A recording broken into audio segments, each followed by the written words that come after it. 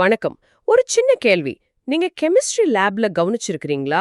Iron, அதாவது Fe அப்படின்ற ஒரே எலிமெண்ட்ல இருந்து வர்ற ரெண்டு டிஃபரண்ட் அயான்ஸ், Fe2+ம் Fe3+ம் பார்க்க வேற வேற கலர்ல இருக்கும். ஃபெரஸ் சல்ஃபேட் சொல்யூஷன், அதாவது FeSO4 ஒரு மாதிரி பேல் கிரீனா இருக்கும். ஆனா அதுவே காத்துல ஆக்சிடைஸ் ஆகி Fe3+ஆ மாறும்போது அந்த சொல்யூஷன் உடனே ஒரு yellow பிரவுன் நிறத்துக்கு மாறிடும். ஒரே எலிமெண்ட், ஆனா ஏன் இந்த கலர் மாற்றம்? இந்த கேள்விக்கான பதில் இன்னைக்கு நாம ரொம்ப ஆழமா பார்க்க போற டாபிக்ல இருக்கு. உங்க சோர்ஸ் மெட்டீரியல்ல இருந்து unit 4 the D and F block எலிமெண்ட்ஸ்ல electronic configurations of the D block elements பத்தி விரிவாக பேச போறோம். இது ரொம்ப முக்கியமான ஒரு பகுதி. ஏன்னா ஒரு டிரான்சிஷன் மெட்டலோட எலக்ட்ரானிக் கான்ஃபிகரேஷனை நீங்க சரியா புரிஞ்சுக்கிட்டா அதோட ஆக்சிடேஷன் ஸ்டேட்ஸ் ஏன் மாறுது, அதுக்கு எங்க இருந்து அந்த ஸ்பெஷல் ஸ்டெபிலிட்டி வருதுன்னு எல்லாத்துக்குமான அடிப்படை காரணம் உங்களுக்கு புரிஞ்சிடும். எக்ஸாக்ட்லி. நீங்க சொன்னது ரொம்ப சரி. இந்த எலக்ட்ரானிக் கான்ஃபிகரேஷன் தான் டி பிளாக் எலிமெண்ட்ஸோட வேரியபிள் ஆக்சிடேஷன் ஸ்டேட்ஸ், மேக்னட்டிசம், நிறங்கள்னு எல்லா முக்கியமான பண்புகளுக்கும் ஒரு ப்ளூ பிரிண்ட் மாதிரி. இந்த ப்ளூ பிரிண்ட் நம்ம டீகோட் பண்ணிட்டா மற்ற ப்ராப்பர்ட்டிஸ் எல்லாம் தானா விளங்கிடும். இது ஒரு மாஸ்டர் கீ மாதிரி. சூப்பர். அப்போ நாம அடிப்படையில இருந்து ஆரம்பிக்கலாம். இந்த டி பிளாக் எலிமெண்ட்ஸ்ல எலக்ட்ரான்ஸ் எப்படி ஃபில் ஆகுது? இது எஸ் பிளாக் பி பிளாக் மாதிரி ஸ்ட்ரெயிட் ஃபார்வர்டா இருக்குமா? இங்கதான் விஷயமே ஆரம்பிக்குது.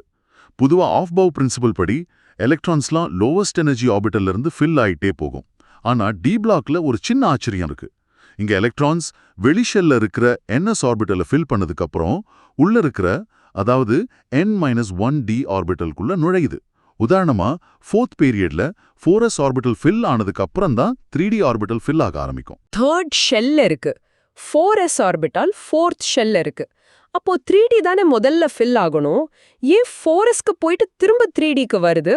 வருஷப்படி பார்த்தா அது தப்பா தெரியுதே. இது ஒரு அருமையான கேள்வி. இதுதான் நிறைய மாணவர்களுக்கு வர்ற முதல் சந்தேகம். இதுக்கு காரணம் energy levels.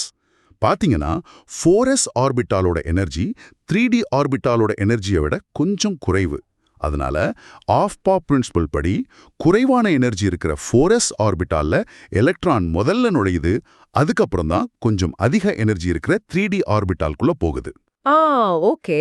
So it's not about the shell number, it's all about energy. புரியுது. அப்போ டி பிளாக் எலிமெண்ட்ஸ்க்கான ஒரு ஃபார்மல் டெஃபினிஷன் எப்படி இருக்கும்? சரி, தேர்வுல எழுதுறதுக்கு ஒரு தெளிவான டெஃபினிஷன் இருக்கு. The electronic configuration of D block elements is characterised by the filling of the inner n-1d orbitals with the outer ns orbital typically containing 1 or 2 electrons. இதை ஞாபகம் வச்சுக்கோங்க. சரி, நம்ம முதல் டிரான்சிஷன் சீரீஸை ஒரு உதாரணமா எடுத்து பார்க்கலாம். ஸ்காண்டியம் அட்டாமிக் நம்பர் 21, அதோட கான்ஃபிகரேஷன் R3d1-4s2. அடுத்து டைட்டேனியம் R3d2-4s2. அடுத்து வெனேடியம் R3d3-4s2. ஓகே, இதுவரைக்கும் பேட்டர்ன் ரொம்ப சிம்பிளா இருக்கு. D1, D2, D3ன்னு போகுது. அப்போ அடுத்த எலிமெண்ட் குரோமியம் அட்டாமிக் நம்பர் 24, அதோட கான்ஃபிகரேஷன் R3d4-4s2ன்னு தானே இருக்கணும். அதுதான் நாம எல்லாரும் எதிர்பார்க்கறது. And that's the common misunderstanding trigger. இங்க தான் டி பிளாக் எலிமெண்ட்ஸ் அதோட முதல் ஆச்சரியத்தை நமக்கு காட்டுது. குரோமியம் இந்த விதியை பின்பற்ற மாட்டுது. நாம எதிர்பார்க்கிற 3d4s2 கான்ஃபிகரேஷனுக்கு பதிலா அதோட உண்மையான கான்ஃபிகரேஷன் R3d5-4s1 இருக்கு.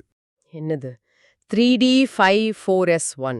அப்போ 4s ஆர்பிட்டல்ல இருந்து ஒரு எலக்ட்ரானை எடுத்து 3d ஆர்பிட்டலுக்குள்ள வச்சுக்குதா? அது ஏன் அப்படி ஒரு வேலையை செய்யணும்? இதுக்கு காரணம் ஒரே வார்த்தை தான், ஸ்டெபிலிட்டி, அதாவது நிலைப்புத்தன்மை. அணுக்களை பொறுத்த வரைக்கும் சில எலக்ட்ரான் அரேஞ்ச்மெண்ட்ஸ் மற்றதை விட அதிக நிலைப்புத்தன்மை கொண்டது. அதுல ரெண்டு முக்கியமான அரேஞ்ச்மெண்ட்ஸ், ஹாஃப் ஃபில்டு ஆர்பிட்டல்ஸ் மற்றும் கம்ப்ளீட்லி ஃபில்டு ஆர்பிட்டல்ஸ். குரோமியம் விஷயத்துல 3d ஆர்பிட்டல்ல 5 எலக்ட்ரான்ஸ் இருந்தா அது ஹாஃப் ஃபில்டா இருக்கும்.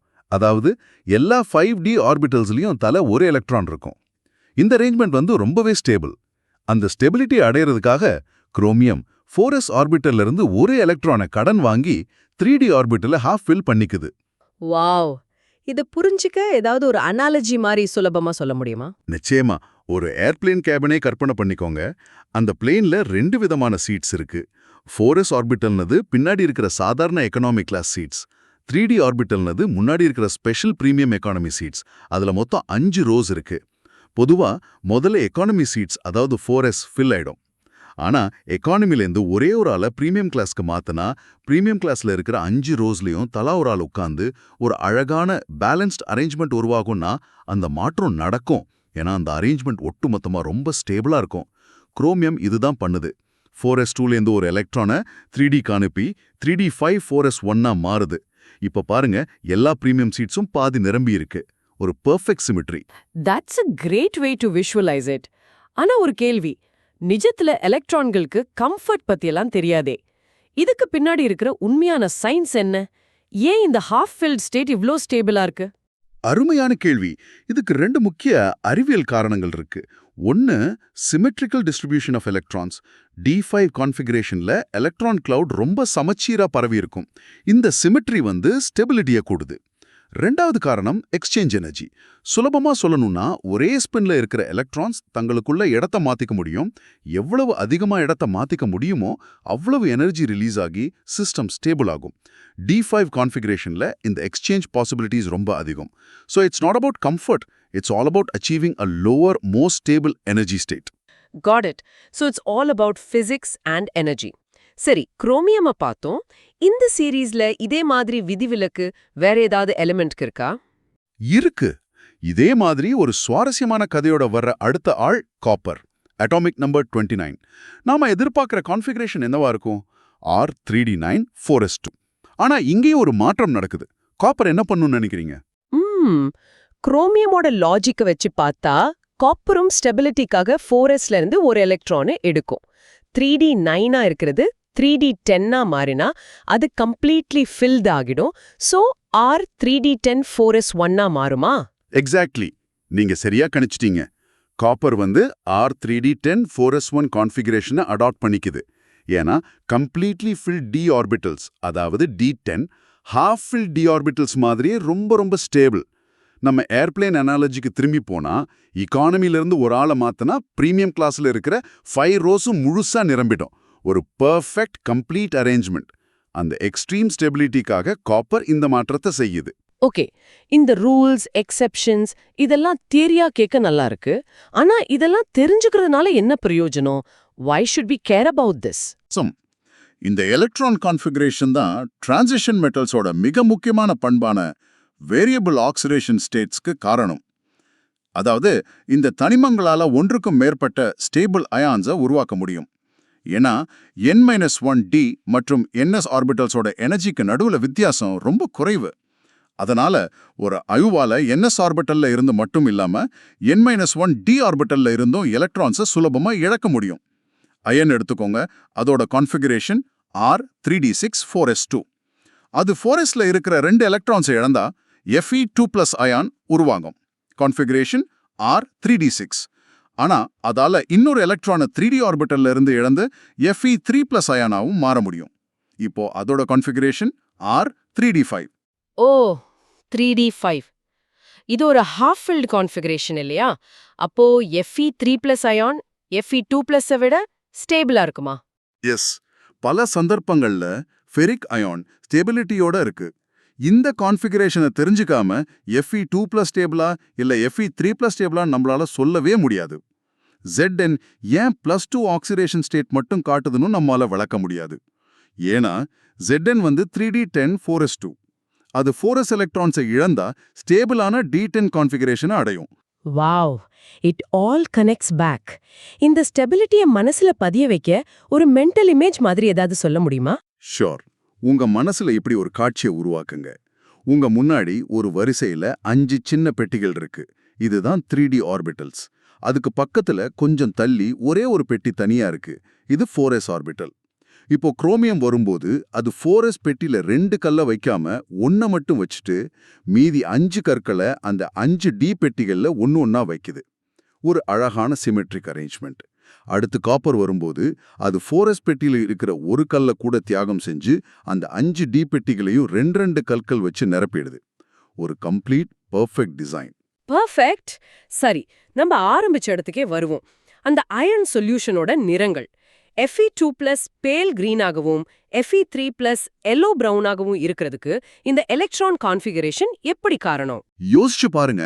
ஒரே ஒரு எலக்ட்ரான் மாறுறதுனால ஒரு சொல்யூஷனோட நிறமே அடியோட மாறுது. இதுக்கு காரணம் டிடி டிரான்சிஷன்ஸ். சுருக்கமா சொன்னா, வெளியிலிருந்து வர்ற விசிபிள் லைட் இந்த அயான் மேல படும்போது டி ஆர்பிட்டல்ல இருக்கிற ஒரு எலக்ட்ரான் அந்த ஒளியிலிருந்து கொஞ்சம் எனர்ஜியை அப்சர்வ் பண்ணி ஒரு லோவர் எனர்ஜி டி ஆர்பிட்டல்ல இருந்து ஹையர் எனர்ஜி டி ஆர்பிட்டலுக்கு ஜம்ப் ஆகும். Fe2+ம் Fe3+ம் வேற வேற எலக்ட்ரான் கான்ஃபிகரேஷன், அதாவது D6 vs D5 இருக்கிறதுனால அதுங்க வேற வேற நிற ஒளியை அப்சர்வ் பண்ணுது. அதனால தான் நமக்கு வேற வேற நிறங்கள் தெரியுது. இன்கிரெடிபிள். அப்போ இந்த நிறத்தை வச்சு நாம ஒரு அயானை கண்டுபிடிக்க முடியுமா? இந்த ப்ராப்பர்ட்டி ஏதாவது டெக்னாலஜில பயன்படுதா? நிச்சயமா இதுக்கு ஒரு நேரடி டெக்னாலஜி அப்ளிகேஷன் இருக்கு. யூவி விஸ் ஸ்பெக்ட்ரோஸ்கோபின்ற டெக்னிக் இந்த டிடி டிரான்சிஷன்ஸ் தான் அடிப்படையா வச்சு வேலை செய்யுது. ஒரு சாம்பிள் வழியா லைட்டா அனுப்பி எந்த வேவ்லென்த்ல லைட் அப்சார்ப் ஆகுதுன்னு கண்டுபிடிப்பாங்க. ஒவ்வொரு அயானுக்கும் ஒரு ஃபிங்கர் பிரிண்ட் ஸ்பெக்ட்ரம் இருக்கும். இதை வச்சு ஒரு சொல்யூஷன்ல என்ன மெட்டல் அயான் இருக்கு, எவ்வளவு இருக்குன்னு துல்லியமா சொல்லிடலாம். Fantastic.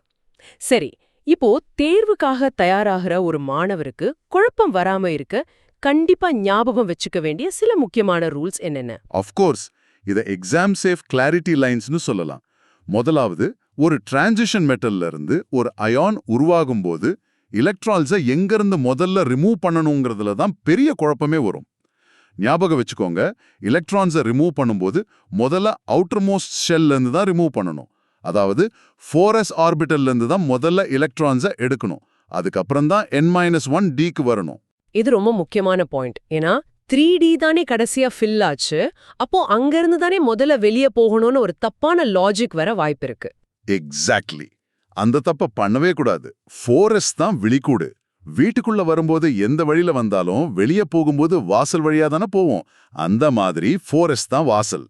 So iron R3D6 4s2 மாறும்போது முதல்ல 4s எலக்ட்ரான்ஸை இழந்து R3D6 மாறும். This is very important. Got it. Rule number 1. Remove ends electrons first. அடுத்தது. ரெண்டாவது, ஃபர்ஸ்ட் டி சீரீஸ்ல குரோமியம், அதாவது R3D5 4s1 மற்றும் காப்பர் R3D10 4s1, இந்த 2 பேர் மட்டும்தான் விதிவிலக்குகள். இந்த 2 எக்ஸெப்ஷன்ஸும் ஏதோ தவறில்ல. அது எக்ஸ்ட்ரா ஸ்டெபிலிட்டிக்காக நடந்த ஒரு எனர்ஜி ட்ரிவன் ரீஅரேஞ்ச்மெண்ட். இதை மறக்கவே கூடாது. Right. CR and CU are special. மூணாவது, கிளாரிட்டி லைன். மூணாவது, half filled D5 மற்றும் completely filled D10 d orbitals ரொம்ப ஸ்டேபிள். அதுக்கு காரணம் சிமெட்ரிக்கல் டிஸ்ட்ரிபியூஷன் மற்றும் அதிகப்படியான எக்ஸ்சேஞ்ச் எனர்ஜி. இந்த ஒரு வரியை எழுதினாலே உங்களுக்கு நல்ல மார்க் கிடைக்கும். எக்ஸலண்ட். இது ரொம்பவே தெளிவா இருக்கு. சரி, இவ்ளோ நேரம் பேசுனதை வச்சு ஒரு சின்ன சுருக்கம் கொடுக்கலாமா? நிச்சயமா. முதல்ல, டி பிளாக் எலிமெண்ட்ஸ்ல எலக்ட்ரான் கான்ஃபிகரேஷன்றது வெறும் வரிசைப்படி நடக்கிறதில்ல. அது ஸ்டெபிலிட்டியை தேடி நடக்கிற ஒரு புத்திசாலித்தனமான அரேஞ்ச்மெண்ட். இதுதான் கோர் ஐடியா. ரெண்டாவது, அந்த ஏர்பிளேன் கேபின் எனர்ஜி. சாதாரண எக்கானமி சீட்ல இருந்து ஒரு ஆள் பிரீமியம் சீட்டுக்கு மாறுறதுனால ஒரு பேலன்ஸ்ட் லோ எனர்ஜி அரேஞ்ச்மெண்ட் கிடைக்குது. சிஆரும் சியுவும் இப்படிதான் ஸ்டெபிலிட்டியை அடையுது. மூணாவது, ஒரு வலுவான உதாரணம்.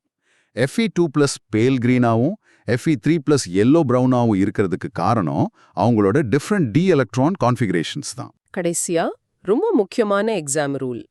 ஒரு டிரான்சிஷன் மெட்டல் அயான் உருவாகும்போது எலக்ட்ரான்ஸை முதல்ல NS ஆர்பிட்டல்ல இருந்து தான் ரிமூவ் பண்ணணும்.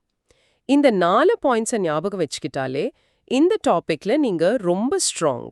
சரி, இன்னைக்கு நம்ம டி பிளாக் எலக்ட்ரான் கான்ஃபிகரேஷன்ஸ்ல ஹாஃப் ஃபில்டு மற்றும் கம்ப்ளீட்லி ஃபில்டு ஆர்பிட்டல்ஸ் ஏன் ரொம்ப ஸ்டேபிளா இருக்குன்னு பார்த்தோம். இது உங்களுக்கு ஒரு சிந்தனையை தூண்டலாம். இயற்கை இந்த மாதிரி சமச்சீரான, அதாவது சிமெட்ரிக்கல் அல்லது முழுமையான கம்ப்ளீட் அமைப்புகளுக்கு ஏன் இவ்ளோ முக்கியத்துவம் கொடுக்குது? இந்த D5 மற்றும் D10 கான்ஃபிகரேஷனை தவிர D3, D8 போன்ற மற்ற கான்ஃபிகரேஷன்ஸோட ஸ்டெபிலிட்டியை பத்தி என்ன சொல்லலாம்? அணு அளவில் நம்ம பார்க்குற இந்த சமச்சீர்தன்மைக்கான தேடல் நம்ம கண்ணுக்கு தெரிகிற பெரிய உலகத்துல வேற எங்கெல்லாம் வெளிப்படுதுன்னு நீங்க யோசிச்சு பாருங்க.